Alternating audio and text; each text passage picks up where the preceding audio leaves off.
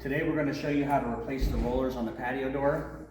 First thing you'll want to do is remove the operating sash and lay the sash on its side. Once it's laid on the side, there's 2 screws. You'll want to remove the 2 screws.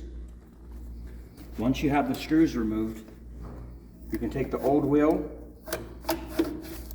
and it slides right out. To replace it with the new one, you'll start, there's already a notched out area right here.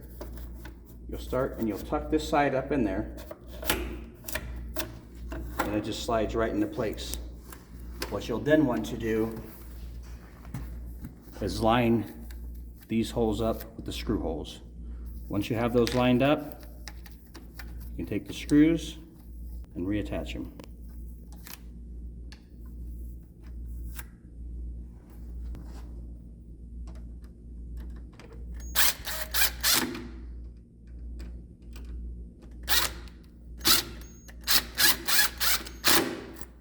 And you're good to go.